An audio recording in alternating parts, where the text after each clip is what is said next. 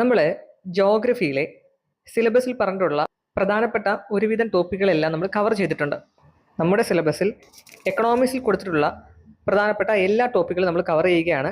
അതിൻ്റെ ഭാഗമായിട്ട് ഡിമാൻഡിനെ കുറിച്ചും അതുമായി ബന്ധപ്പെട്ട വസ്തുതകളെക്കുറിച്ചും നമുക്ക് ഈ ക്ലാസ്സിൽ പഠിക്കാം. എന്താണ് ഡിമാൻഡ്?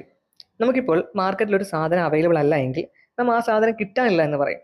ആ സാധനത്തിന് വലിയ ഡിമാൻഡാണെന്ന് നാം പറയാറുണ്ട് അല്ലേ? ആ ഒരു വസ്തു വാങ്ങാൻ നല്ല ആൾക്കാരുണ്ട്, അതുകൊണ്ട് തന്നെ ആ ഒരു സാധനം മാർക്കറ്റിൽ കിട്ടാനില്ലെന്ന് നാം പറയാറുണ്ട്. ഡിമാൻഡ് എന്നാൽ ആവശ്യക്കാരെന്ന് മാത്രമാണോ?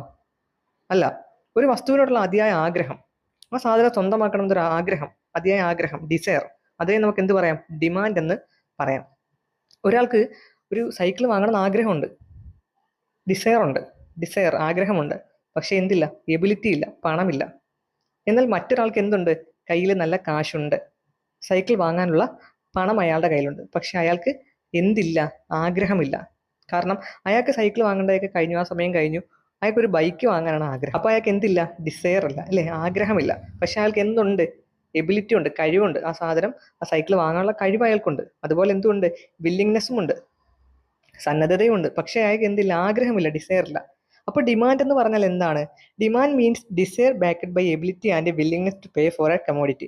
ഒരു വസ്തുവിനെ വില കൊടുത്ത് സ്വന്തമാക്കാനുള്ള സന്നദ്ധതയും കഴിവും ചേർന്നിട്ടുള്ള ആഗ്രഹത്തെയാണ് ഡിമാൻഡ് എന്ന് പറയുന്നത്. ഇത് മൂന്നും കൂടി ചേർന്നാലേ ഒരു വസ്തുവിന് ഡിമാൻഡ് ഉണ്ടാവുകയുള്ളൂ.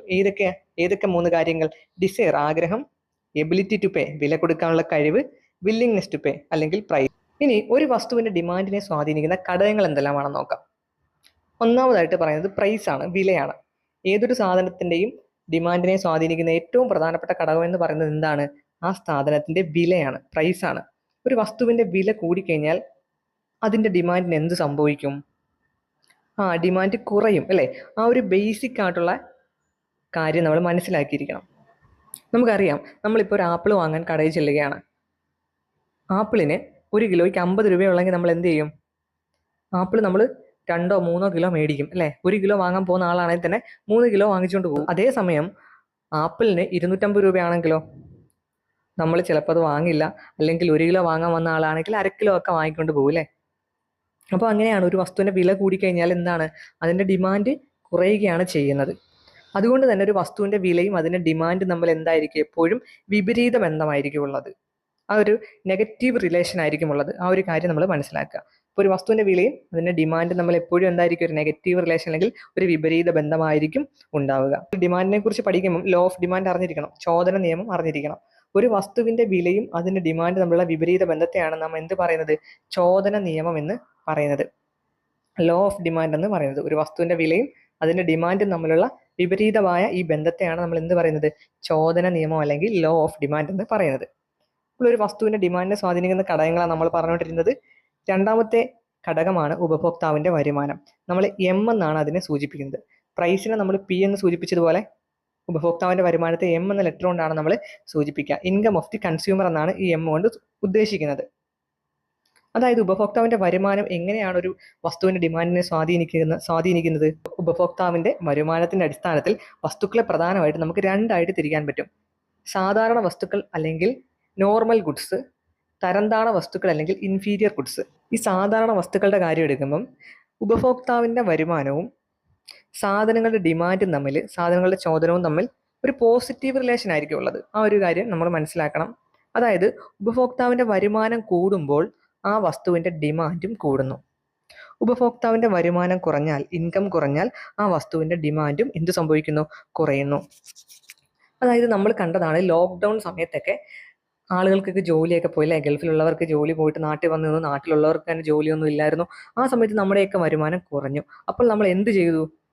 നമ്മൾ വില കൂടിയ സാധനങ്ങൾ ഉപയോഗിക്കുന്നതിന് പകരം നമ്മൾ വില കുറഞ്ഞ സാധനങ്ങൾ ഉപയോഗിക്കാൻ തുടങ്ങി അല്ലേ? അതിനെയാണ് തരംതാണ വസ്തുക്കൾ എന്നറിയപ്പെടുന്നത്, ഇൻഫീരിയർ ഗുഡ്സ് എന്നറിയപ്പെടുന്നത്. നമ്മൾ പറഞ്ഞു, വരുമാനത്തിൻ്റെ അടിസ്ഥാനത്തിൽ വസ്തുക്കളെ രണ്ടായിട്ട് തിരിക്കാം, സാധാരണ വസ്തുക്കളെന്നും തരംതാണ വസ്തുക്കളെന്നും. നമ്മൾ സാധാരണ രീതിയിൽ ഉപയോഗിക്കുന്ന നിത്യസാധനങ്ങളെയാണ് സാധാരണ വസ്തുക്കൾ എന്ന് പറയുന്നത്.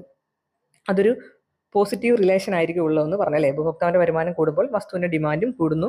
അതേപോലെ ഇൻകം കുറഞ്ഞു കഴിഞ്ഞാൽ എന്ത് സംഭവിക്കുന്നു? ഡിമാൻഡും കുറയുന്നു.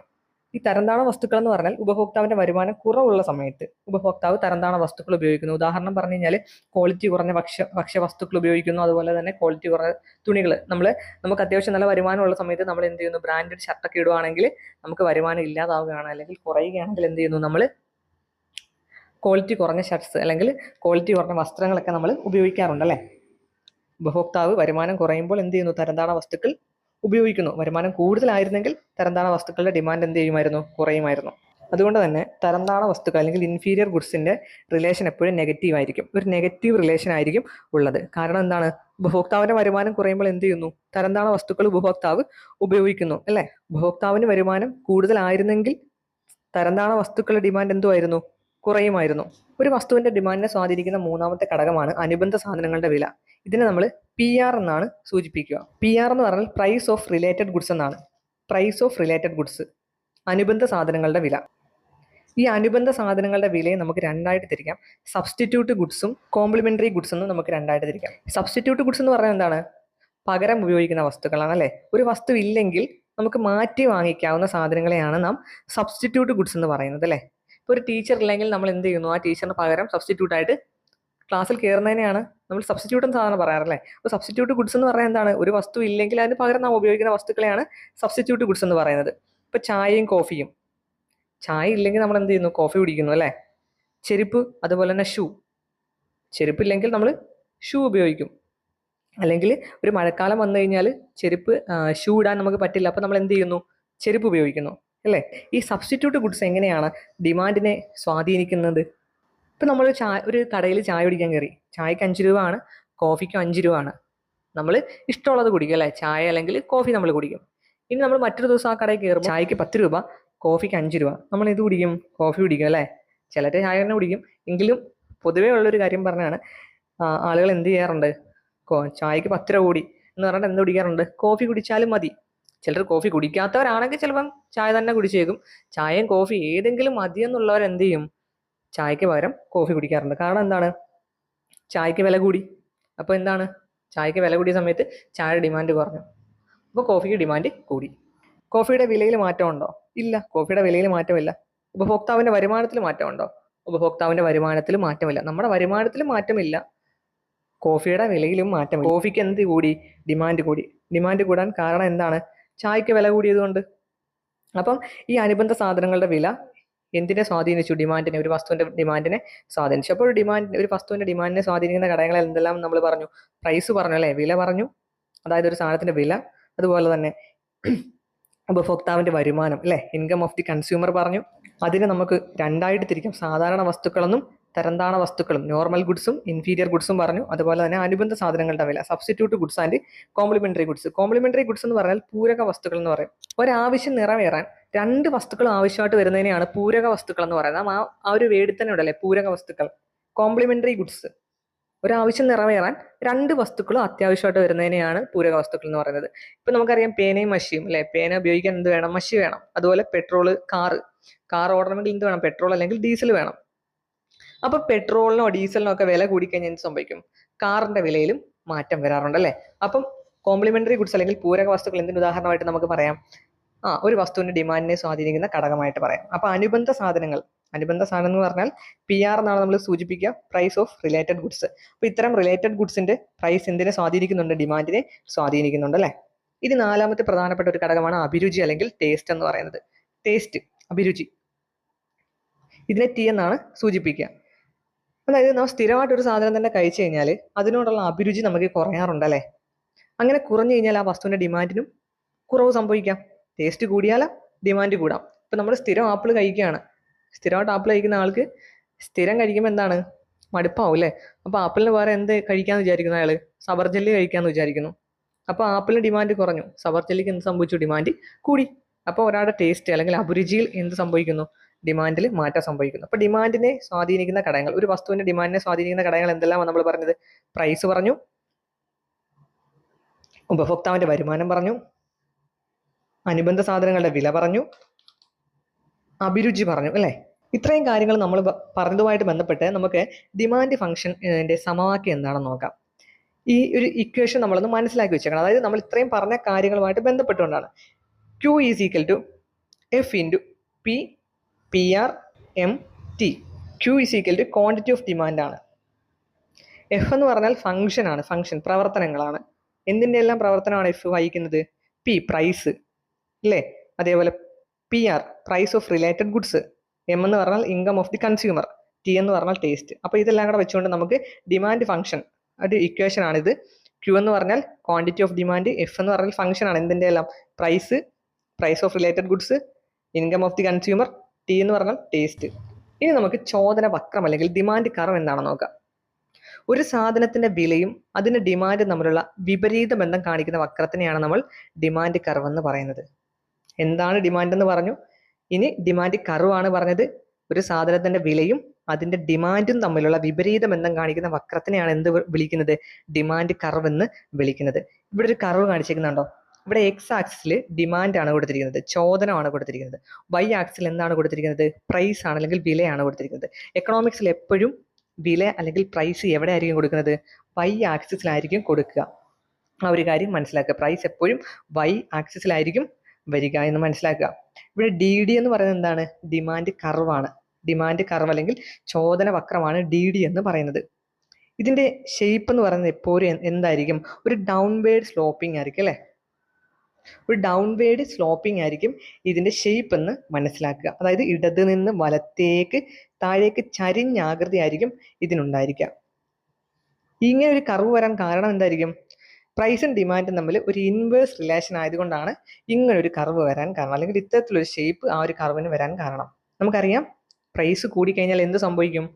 ഡിമാൻഡ് കുറയില്ലേ? പ്രൈസ് കുറഞ്ഞാൽ എന്ത് സംഭവിക്കും? ഡിമാൻഡ് കൂടും. അതാണ് ഈ ഒരു ചോദന വക്രത്തിന് അല്ലെങ്കിൽ ഡിമാൻഡ് കർവിന് ഇത്തരം ഒരു ഷേപ്പ് വരാൻ കാരണം.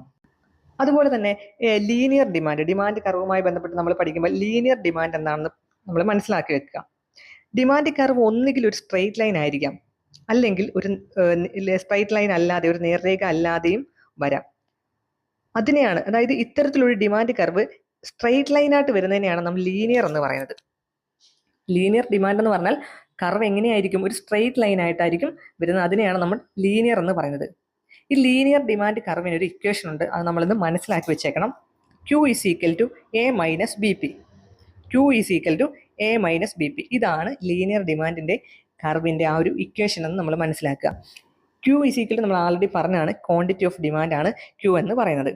എ എന്നിവിടെ പറഞ്ഞാൽ ഹൊറിസോണ്ടൽ ഇന്റർസെപ്റ്റ് ആയിരിക്കും, എക്സ് ആക്സിസ് വരെ ആയിരിക്കും എന്ന് പറയുന്നത് എ എന്ന് പറയുന്നത് ഹൊറിസോണ്ടൽ ഇന്റർസെപ്റ്റ് എന്ന് പറയുന്നത്. എ ബൈ ബി എന്ന് പറഞ്ഞാൽ വെർട്ടിക്കൽ ഇന്റർസെപ്റ്റ് ആയിരിക്കും. മൈനസ് ബി എന്തായിരിക്കും? സ്ലോപ്പ് ഓഫ് ഡിമാൻഡ് കർവ് ആയിരിക്കും. എ മനസ്സിലായി, ഹൊറിസോണ്ടൽ ഇന്റർസെപ്റ്റിനെയാണ് നമ്മൾ എ എന്ന് പറയുന്നത്. എ ബൈ ബി എന്തായിരിക്കും? വെർട്ടിക്കൽ ഇന്റർസെപ്റ്റ് ആയിരിക്കും. സ്ലോപ്പ് ഓഫ് ഡിമാൻഡ് കർവിന്റെ സ്ലോപ്പ് ചരിവിനെ നമുക്ക് എന്ത് പറയാം? മൈനസ് ബി എന്നും പറയാം. അപ്പോൾ ഈ ഒരു സമവാക്യം ലീനിയർ ഡിമാൻഡുമായി ബന്ധപ്പെട്ട് Q equal to A minus B P എന്ന് പറയുന്ന ഈ ഒരു ഇക്വേഷൻ നിങ്ങൾ ഓർത്ത് വെച്ചേക്കുക. ഒരു ഇക്വേഷൻ തരും, Q equal to 10 minus 2p. ഇവിടെ നമുക്ക് എ ഈക്വൽ ടു 10 എന്ന് എടുക്കാം, ബി ഈക്വൽ ടു 2 എന്ന് എടുക്കാം. അപ്പോൾ ഈ ഇക്വേഷൻ നമുക്ക് എങ്ങനെ മാറ്റി എഴുതാൻ പറ്റും? Q equal to 10 minus 2p. അപ്പോൾ ഇത്തരത്തിലൊരു ഇക്വേഷൻ നമുക്ക് തരും. എന്നിട്ട് നമുക്ക് ഒരു കോളത്തിൽ പ്രൈസും മറ്റൊരു കോളത്തിൽ ഡിമാൻഡും തരും. എന്നിട്ട് നമ്മുടെ അടുത്ത് പറയും ഒരു ലീനിയർ ഡിമാൻഡ് കർവ് കണ്ടുപിടിക്കാൻ പറയും. ഇത്തരത്തിലായിരിക്കും നമുക്ക് ഈ ഒരു ലീനിയർ ഡിമാൻഡ് കർവിൽ നിന്ന് ക്വസ്റ്റ്യൻ വരിക. ഓക്കെ, അപ്പോൾ നമുക്ക് ഇതെങ്ങനെ കണ്ടുപിടിക്കാം? ഇവിടെ പ്രൈസ് നമുക്ക് 0 മുതൽ 5 വരെ എടുക്കാം. ഡിമാൻഡ് എങ്ങനെ കണ്ടുപിടിക്കാൻ പറ്റും? ഇപ്പോൾ ഇവിടെ തന്നിട്ടുള്ള equation Q equal to 10 minus 2p. എയുടെ സ്ഥാനത്ത് 10 ആണല്ലേ, അതുപോലെ ബിയുടെ സ്ഥാനത്ത് 2 ആണ്. അപ്പോൾ 10 മൈനസ് 2p എന്ന ആൾറെഡി നമ്മൾ ഈ ഒരു ഇക്വേഷൻ എഴുതി. ഇനി നമുക്ക് പ്രൈസ് നമ്മൾ 0 മുതൽ 5 വരെ എടുത്തു. ഡിമാൻഡ് കണ്ടുപിടിക്കാനുള്ള ഇക്വേഷൻ നമ്മൾ ആൾറെഡി തന്നിട്ടുണ്ട്, Q equal to 10 minus 2p. അപ്പോൾ നമുക്ക് ഡിമാൻഡ് എങ്ങനെ എഴുതാം? 10 മൈനസ് 2 ഇൻറ്റു പ്രൈസ് ഇവിടെ എന്ത് കൊടുക്കാം? 0 കൊടുക്കാം അല്ലേ. അപ്പോൾ ഈക്വൽ ടു 10 മൈനസ് 2 ഇൻറ്റു 0 എന്ന് പറഞ്ഞാൽ എത്രയാണ്? 10 തന്നെ. അതേപോലെ അടുത്തത് 10 മൈനസ് 2 ഇൻറ്റു പ്രൈസ് എന്ന് പറയുന്നത് എത്രയാണ്? 1 ആണ്. അപ്പം 10 മൈനസ് 2 എന്ന്, ഒരു 2 2 ആണല്ലേ. അപ്പോൾ എത്ര വരും? 10 മൈനസ് 2 8. 10 മൈനസ് 2 ഇൻറ്റു 2, അപ്പോൾ നമുക്ക് ഡിമാൻഡ് എത്ര കിട്ടി? 6 കിട്ടി. അതേപോലെ 10 minus 2 into price 3. 10 minus 3 × 2 6. 10 minus 6 4. അതേപോലെ 10 മൈനസ് 2 ഇൻറ്റു 4 2. അതേപോലെ 10 മൈനസ് 2 ഇൻറ്റു 5. 10 മൈനസ് 10 എന്ന് പറയുന്നത് 0 ആണ്. അപ്പം ഇവിടെ നമുക്ക് മനസ്സിലായി എന്താണ്? പ്രൈസ് കൂടുന്തോറും ഡിമാൻഡ് കുറയുകയാണ് അല്ലേ. പ്രൈസ് കൂടുന്തോറും ഡിമാൻഡ് കുറയുകയാണ്. അപ്പോൾ ഇത് വെച്ച് നമുക്ക് എന്ത് ചെയ്യാം? ഒരു ലീനിയർ ഡിമാൻഡ് കർവ് നിർമ്മിക്കാം. ഇവിടെ നമ്മൾ നോക്കിയേ, ഒരു ലീനിയർ ഡിമാൻഡ് കർവ് നമ്മൾ നിർമ്മിച്ചിരിക്കുകയാണ്. 0 മുതൽ 5 വരെയാണ് അതിൻ്റെ പ്രൈസ്. അതേപോലെ 0 മുതൽ 10 വരെ നമുക്ക് എന്തെടുക്കാം, ഡിമാൻഡ് എടുക്കാം. ഓക്കെ, ഇവിടെ നോക്കിയാൽ മതി. ഹൊറിസോണ്ടൽ ഇന്റർസെപ്റ്റ് എന്ന് പറഞ്ഞു കഴിഞ്ഞാൽ എ ആണെന്ന് നമ്മൾ മനസ്സിലാക്കിയിട്ടുണ്ടല്ലേ. ഇവിടെ എ എന്ന് പറയുന്നത് എത്രയാണ്, 10 ആണ്. അപ്പം നമ്മൾ പറഞ്ഞിട്ടുള്ള ആ ഇക്വേഷൻ കറക്റ്റ് അല്ലേ. അതേപോലെ വെർട്ടിക്കൽ ഇന്റർസെപ്റ്റ് നോക്കിയേ. വെർട്ടിക്കൽ ഇന്റർസെപ്റ്റ് എന്ന് പറയുന്നത് A/B ആണല്ലേ. നമ്മൾ ആൾറെഡി പഠിച്ചിട്ടുണ്ട് A/B ആണ് വെർട്ടിക്കൽ ഇന്റർസെപ്റ്റ് എന്ന് പറയുന്നത്. എ എന്ന് പറയുന്നത് ഇവിടെ എത്രയാണ്, 10 ആണ്. 10/B എന്ന് പറഞ്ഞാൽ എന്താണ്, 2 ആണല്ലേ. 10/2 എന്ന് പറയുന്നത് 5 ആണ്. ഇവിടുത്തെ പ്രൈസ് നോക്കുക, A/B എന്ന് പറയുന്നത് ഇവിടുത്തെ പ്രൈസ് 5 അല്ലേ. അപ്പൊ ഇത്തരത്തിലാണ് ലീനിയർ ഡിമാൻഡ് കർവ് നിർമ്മിക്കുക. ഓക്കെ, അപ്പം നിങ്ങൾക്ക് ലീനിയർ ഡിമാൻഡ് കർവ് എന്താണെന്ന് മനസ്സിലായി. ലീനിയർ ഡിമാൻഡ് കർവ് എപ്പോഴും ഒരു സ്ട്രൈറ്റ് ലൈൻ ആയിരിക്കും. അതിന്റെ ഇക്വേഷൻ എന്ന് പറയുന്നത് Q = A - BP ആണ്. എ എന്ന് പറയുന്നത് ഹൊറിസോണ്ടൽ ഇന്റർസെപ്റ്റ് ആണ്. A/B എന്ന് പറയുന്നത് ഇന്റർസെപ്റ്റ് ആണ്. അതേപോലെ -B എന്ന് പറയുന്നത് എന്തായിരിക്കും, സ്ലോപ്പ് ഓഫ് ഡിമാൻഡ് കർവ് ആയിരിക്കും. ഇനി നമ്മൾ പഠിക്കാൻ പോകുന്നത് ചേഞ്ചസ് ഇൻ ഡിമാൻഡ് ആണ്. ഡിമാൻഡിൽ ഉണ്ടാകുന്ന മാറ്റങ്ങളാണ്. ഡിമാൻഡിൽ ഉണ്ടാകുന്ന മാറ്റത്തെ പ്രധാനമായിട്ട് നമുക്ക് രണ്ടായിട്ട് തിരിക്കാം. ഡിമാൻഡ് കർവിൽ ഉണ്ടാകുന്ന മാറ്റങ്ങളെന്നും ഡിമാൻഡ് വക്രത്തിന്റെ മാറ്റങ്ങളെന്നും നമുക്ക് രണ്ടായിട്ട് തിരിക്കാം. ഡിമാൻഡ് കർവിൽ ഉണ്ടാകുന്ന മാറ്റങ്ങൾ എപ്പോഴും പ്രൈസിൽ ഉണ്ടാകുന്ന മാറ്റം മൂലം ഡിമാൻഡിൽ ഉണ്ടാകുന്ന മാറ്റത്തെയാണ് ഇങ്ങനെ വിശേഷിപ്പിക്കുന്നത്. ഒരു സാധനത്തിന്റെ വിലയിൽ ഉണ്ടാകുന്ന മാറ്റം മൂലം ഡിമാൻഡിൽ ചേഞ്ച് സംഭവിക്കുന്നതിനെയാണ് ഡിമാൻഡ് കർവിൽ ഉണ്ടാകുന്ന മാറ്റങ്ങൾ എന്ന് പറയുന്നത്. അതായത് മറ്റ് ഫാക്ടേഴ്സ് ഒന്നിനും മാറ്റമില്ലെങ്കിലും പ്രൈസിന് മാറ്റം വന്നാലാണ് ഇത്തരം ഡിമാൻഡ് കർവ് ഉണ്ടാവുക. പ്രൈസ് കൂടാതെ എന്ന് പറയുമ്പോൾ എന്തെല്ലാം വരും, ഉപഭോക്താവിന്റെ വരുമാനം അല്ലേ, ഇൻകം ഓഫ് ദി കൺസ്യൂമർ, അതേപോലെ അനുബന്ധ സാധനങ്ങളുടെ വില, സബ്സ്റ്റിറ്റ്യൂട്ട് ഗുഡ്സും കോംപ്ലിമെന്ററി ഗുഡ്സും നമ്മൾ പഠിച്ചു. അതേപോലെ തന്നെ അഭിരുചി, ടേസ്റ്റ്. അപ്പോൾ ഇതിനൊന്നും മാറ്റം വന്നില്ലെങ്കിലും പ്രൈസിന് എന്തെങ്കിലും മാറ്റം വന്നാലാണ് ഇത്തരം ഒരു ഡിമാൻഡ്, അതായത് ഡിമാൻഡ് കർവിൽ ഉണ്ടാകുന്ന മാറ്റങ്ങൾ വരിക. അപ്പോൾ ഈ ഡിമാൻഡ് കർവിൽ ഉണ്ടാകുന്ന മാറ്റങ്ങളെ നമുക്ക് രണ്ടായിട്ട് തിരിക്കാം. ഡിമാൻഡ് കർവിൽ ഉണ്ടാകുന്ന വികാസം അല്ലെങ്കിൽ എക്സ്പാൻഷൻ, ഡിമാൻഡ് കർവിൽ ഉണ്ടാകുന്ന സങ്കോചം അല്ലെങ്കിൽ കോൺട്രാക്ഷൻ. വില കുറയുമ്പം ചോദനം കൂടുന്നു. അപ്പോൾ എന്ത് സംഭവിക്കുന്നു, കർവിന് വികാസം സംഭവിക്കുന്നു. ഇതിനെയാണ് നമ്മൾ എക്സ്പാൻഷൻ ചെയ്യുന്നു അല്ലെങ്കിൽ വികാസം സംഭവിക്കുന്നു പറയുന്നത്. അതായത് ഡിമാൻഡ് കർവിന് വികാസം സംഭവിക്കുന്നു പറഞ്ഞാൽ എന്താണ്, വില കുറയുമ്പോൾ ചോദനം കൂടുന്നതിനെയാണ് വികാസം സംഭവിക്കുന്നു പറയുന്നത്. ആ ഒരു കർവ് നോക്കിയാൽ മനസ്സിലാവും. ഇവിടെ പ്രൈസ് P ആയ സമയത്ത് ഡിമാൻഡ് Q ആയിരുന്നു. എന്നാൽ പ്രൈസ് കുറഞ്ഞു, P1 ആയിട്ട് കുറഞ്ഞപ്പോൾ എന്ത് സംഭവിച്ചു, ഡിമാൻഡ് Q1 ആയി. ക്യൂവിൽ നിന്നും Q1. വില കുറഞ്ഞപ്പോൾ ഡിമാൻഡ് കൂടിയപ്പോൾ ആ കർവിന് എന്ത് സംഭവിച്ചു, എക്സ്പാൻഷൻ അല്ലെങ്കിൽ അതെന്ത് ചെയ്തു, വികാസം സംഭവിച്ചു. ഇനി സങ്കോചം എന്ന് പറഞ്ഞാൽ നേരെ ഓപ്പോസിറ്റ് ആണ്. വില കൂടിയപ്പോൾ എന്ത് സംഭവിച്ചു, ഡിമാൻഡ് കുറയുന്നു. അതിനെയാണ് സങ്കോചം എന്ന് പറയുന്നത്. ഒരു സാധനത്തിന്റെ വില Pയിൽ നിന്ന് P1 ആയിട്ട് വർദ്ധിച്ചപ്പോൾ എന്ത് സംഭവിച്ചു, അതിന്റെ ഡിമാൻഡ് Qവിൽ നിന്ന് Q1 ആ ഒരു കർവിന് കോൺട്രാക്ഷൻ അല്ലെങ്കിൽ സങ്കോചം സംഭവിച്ചു. ഇപ്പൊ നമ്മൾ ഡിമാൻഡ് കർവിൽ ഉണ്ടാകുന്ന മാറ്റമാണ് പഠിച്ചത്. ഇനി ഡിമാൻഡ് വക്രത്തിൽ എന്ത് മാറ്റമാണ് സംഭവിക്കുന്നത് നോക്കിയേ. ഡിമാൻഡ് വക്രത്തിലെ മാറ്റം പ്രധാനമായിട്ടും വിലയല്ലാത്ത മറ്റ് ഘടകങ്ങളുടെ മാറ്റം മൂലം ഡിമാൻഡിൽ ഉണ്ടാകുന്ന മാറ്റത്തെയാണ് വക്രത്തിൽ ഉണ്ടാകുന്ന മാറ്റം എന്ന് പറയുക. നമ്മൾ നേരത്തെ ഡിമാൻഡ് കർവിന് മാറ്റം സംഭവിച്ചത് വിലയുടെ മാറ്റം മൂലമാണെന്ന് പറഞ്ഞു അല്ലേ. ഇവിടെ ഡിമാൻഡ് വക്രത്തിലെ മാറ്റം എന്ന് പറഞ്ഞാൽ എന്താണ്, വിലയല്ലാത്ത മറ്റ് ഘടകങ്ങളുടെ മാറ്റം മൂലം ഡിമാൻഡിൽ ഉണ്ടാകുന്ന മാറ്റത്തെയാണ് വക്രത്തിൽ ഉണ്ടാകുന്ന മാറ്റം എന്ന് പറയുന്നത്. വിലയില്ലാത്ത മറ്റ് ഘടകങ്ങൾ എന്തൊക്കെയാ വരും, വരുമാനം, ടേസ്റ്റ്, അതുപോലെ മറ്റ് സാധനങ്ങളുടെ വില. ഇവയുടെ കാരണം മൂലം വക്രത്തിന് മാറ്റം സംഭവിക്കുന്നതാണ് ഡിമാൻഡ് വക്രത്തിലെ മാറ്റം എന്ന് പറയുന്നത്. ഇതിനെ നമുക്ക് ഡിമാൻഡിലെ വർധനവെന്നും ഡിമാൻഡിലെ കുറവെന്നും രണ്ടായിട്ട് തിരിക്കാം. ഡിമാൻഡിലെ വർധനവ് നോക്കിയേ. ഈ ഒരു ഗ്രാഫ് കാണുമ്പോൾ തന്നെ നിങ്ങൾക്ക് മനസ്സിലാവും, ഇവിടെ വിലയിൽ യാതൊരു മാറ്റവും ഇല്ല. പ്രൈസ് അതേപോലെ തന്നെ കോൺസ്റ്റന്റ് ആയിട്ട് നിലനിൽക്കുകയാണ് അല്ലേ, വില Pയിൽ തന്നെയാണ്. എന്നാൽ ഇവിടെ നോക്കിയേ, ഡിമാൻഡ് എന്ത് ചെയ്തു, ഡിമാൻഡിന് മാറ്റം വന്നു. വിലയല്ലാത്ത മറ്റ് ഘടകങ്ങളുടെ മൂലം ഡിമാൻഡ് എന്ത് സംഭവിക്കുകയാണ്, ഇവിടെ വർദ്ധിക്കുകയാണ്. ഇവിടെ DD എന്നുള്ളൊരു കർവ് കണ്ടോ, ആ DD എന്നുള്ള കർവിന് എന്ത് സംഭവിച്ചു, അത് D1 ആയിട്ട് മാറി, ഷിഫ്റ്റ് ചെയ്തു. വലത് ഭാഗത്തേക്ക് എന്ത് ചെയ്തു, ഷിഫ്റ്റ് ചെയ്തു. അല്ലെങ്കിൽ ഷിഫ്റ്റിംഗ് അപ്വേഡ് അല്ലെങ്കിൽ റൈറ്റ് വേഡ് എന്നൊക്കെ നമുക്ക് പറയാം. ഇവിടെ പ്രൈസ് Qവിൽ നിന്ന് എന്ത് ചെയ്തു, Q1 ആയിട്ട് മാറുകയാണ്. പ്രൈസിൽ ചേഞ്ച് സംഭവിക്കാതെ ഡിമാൻഡിൽ എന്ത് സംഭവിച്ചു, ചേഞ്ച് സംഭവിച്ചു. ഇതിനെയാണ് ഡിമാൻഡ് വക്രത്തിലെ മാറ്റം, ഡിമാൻഡിലെ വർധനം എന്ന് പറയുന്നത്. ഇനി ഡിമാൻഡിലെ കുറവ് എങ്ങനെയാണ്, നേരെ താപ്പോട്ട് വരും അല്ലേ. അതായത് വിലയില്ലാത്ത മറ്റ് ഘടകങ്ങളുടെ മാറ്റങ്ങൾ മൂലം ഒരു സാധനത്തിന്റെ ഡിമാൻഡ് കുറയുകയാണെങ്കിൽ അതിനെ നമുക്ക് എന്ത് പറയാം, ഡിക്രീസിങ് ഡിമാൻഡ് എന്ന് പറയും. ഷിഫ്റ്റിംഗ് ഡൗൺ വേർഡ് അല്ലെങ്കിൽ ലിഫ്റ്റ് വേർഡ് എന്നൊക്കെ പറയും. ഇവിടെ നോക്കിയേ, ഇവിടെ ഡി എന്നുള്ള ആ ഒരു ഡിമാൻഡ് കർവ് എന്തായി, താഴേക്ക് വന്നല്ലേ, ഇടത്തേക്ക് വന്നു. D1 ആയിട്ട് മാറി. പ്രൈസിന് മാറ്റം ഉണ്ടോ, ഇല്ല. അപ്പോൾ പ്രൈസിന് മാറ്റം സംഭവിക്കാതെ മറ്റ് ഘടകങ്ങളിലെ മാറ്റങ്ങൾ മൂലം ഡിമാൻഡ് കുറയുകയാണെങ്കിൽ നമുക്ക് എന്ത് പറയാം, ഡിക്രീസിങ് ഡിമാൻഡ് എന്ന് പറയും. ആ ഒരു വക്രത്തിൽ തന്നെ എന്ത് സംഭവിക്കുന്നു, മാറ്റം സംഭവിക്കുന്നു. ഇത് വളരെ സിമ്പിൾ ആണ്, നിങ്ങൾക്ക് മനസ്സിലായെന്ന് വിചാരിക്കുന്നു. അപ്പോൾ നമ്മൾ ഈ ക്ലാസ്സിൽ എന്തെല്ലാം പഠിച്ചു, ഡിമാൻഡ് എന്താണെന്ന് പഠിച്ചു. ഡിമാൻഡിന് പ്രധാനപ്പെട്ട 3 കാര്യങ്ങൾ, 3 ഫാക്ടേഴ്സ് എന്തൊക്കെയാണ്, ഡിസയർ ആഗ്രഹം, എബിലിറ്റി ടു പേ വില കൊടുക്കാനുള്ള കഴിവ്, അതുപോലെ തന്നെ വില്ലിങ്നെസ് അല്ലേ, സന്നദ്ധത. ഇത് 3 ഉണ്ടെങ്കിൽ ഒരു ഡിമാൻഡ് ഉള്ളൂ എന്ന് നമുക്ക് പറയാം. അതുപോലെ തന്നെ ഒരു വസ്തുവിന്റെ ഡിമാൻഡിനെ സ്വാധീനിക്കുന്ന ഘടകങ്ങൾ എന്തെല്ലാം പഠിച്ചു? പ്രൈസ് പഠിച്ചു, വില പഠിച്ചു, അതുപോലെ തന്നെ ഉപഭോക്താവിന്റെ വരുമാനം അല്ലെ, ഇൻകം ഓഫ് ദി കൺസ്യൂമർ, അതേപോലെ അനുബന്ധ സാധനങ്ങളുടെ വില, സബ്സ്റ്റിറ്റ്യൂട്ട് ഗുഡ്സ് എന്നും കോംപ്ലിമെന്ററി ഗുഡ്സ് എന്നും പൂരക വസ്തുക്കളെന്നും നമുക്കതിന്റെ രണ്ടായിട്ട് തിരിക്കാന്ന് പറഞ്ഞു. അതേപോലെ ഉപഭോക്താവിന്റെ വരുമാനം പറഞ്ഞപ്പോൾ സാധാരണ വസ്തുക്കളും തരംതാണ വസ്തുക്കളും രണ്ടായിട്ട് തിരിക്കാമെന്ന് പറഞ്ഞു. ചോദന നിയമം എന്താണെന്ന് പഠിച്ചു. അതേപോലെ ഒരു വസ്തുവിന്റെ ഡിമാൻഡിനെ സ്വാധീനിക്കുന്ന ഘടകങ്ങളിൽ പ്രധാനപ്പെട്ട ഒരു ഘടകമാണ് അഭിരുചി അല്ലെങ്കിൽ ടേസ്റ്റ് എന്ന് പറയുന്നത്. അതും നമ്മൾ പഠിച്ചല്ലേ. പിന്നെ ലോ ഓഫ് ഡിമാൻഡിനകത്ത് ഡിമാൻഡ് ഫംഗ്ഷന്റെ സമവാക്യം പഠിച്ചു. Q = F × P PR/MT എന്ന് പഠിച്ചു. അതേപോലെ ചോദന വക്രം, ഡിമാൻഡ് കർവ് എന്താണെന്നും അതിന്റെ പ്രത്യേകതകൾ എന്തെല്ലാമാണെന്നും പഠിച്ചു. അതേപോലെ ഡൗൺവേർഡ് സ്ലോപ്പിംഗ് ആയിരിക്കും ഇതിന്റെ ഷേപ്പ് എന്ന് പറയുന്നത്. ഇടതു നിന്നും വലത്തേക്ക് താഴേക്ക് ചെരിഞ്ഞ ആകൃതി ആയിരിക്കും ചോദന വക്രത്തിന് ഉണ്ടായിരിക്കുന്നതെന്ന് പഠിച്ചു. അതേപോലെ ലീനിയർ ഡിമാൻഡ് എന്താണെന്ന് പഠിച്ചു അല്ലേ.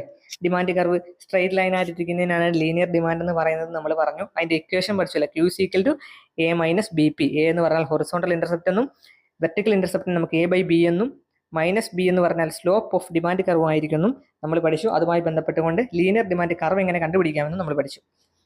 അതേപോലെ ഡിമാൻഡിൽ ഉണ്ടാകുന്ന ചേഞ്ചസ് ഇൻ ഡിമാൻഡ് എന്തൊക്കെയാണെന്നും നമ്മൾ പഠിച്ചു. അതിന് ഡിമാൻഡ് കർവിൽ ഉണ്ടാകുന്ന മാറ്റങ്ങളെന്നും ഡിമാൻഡ് വക്രത്തിലുണ്ടാകുന്ന മാറ്റങ്ങളെന്നും നമുക്ക് രണ്ടായിട്ട് തിരിക്കാമെന്നും ഡിമാൻഡ് കർവിൽ ഉണ്ടാകുന്ന മാറ്റങ്ങളെ ഡിമാൻഡ് കർവിൽ ഉണ്ടാകുന്ന വികാസം എന്നും സങ്കോചമെന്നും ഡിമാൻഡ് വക്രത്തിലെ മാറ്റത്തെയും ഡിമാൻഡിലെ വക്രത്തിലെ വർധനമെന്നും ഡിമാൻഡ് ഇൻക്രീസിംഗ് ഡിമാൻഡ് എന്നും ഡിക്രീസിംഗ് ഡിമാൻഡ് എന്നും രണ്ടായിട്ട് മാറുമെന്നും നമ്മൾ പഠിച്ചു. അപ്പോൾ ഈ ഒരു ക്ലാസ് നിങ്ങൾക്ക് മനസ്സിലായെന്ന് വിചാരിക്കുന്നു. ഇതിന്റെ ബാക്കി ക്ലാസ്സുമായിട്ട് അടുത്ത ക്ലാസ് നമുക്ക് വീണ്ടും കാണാം.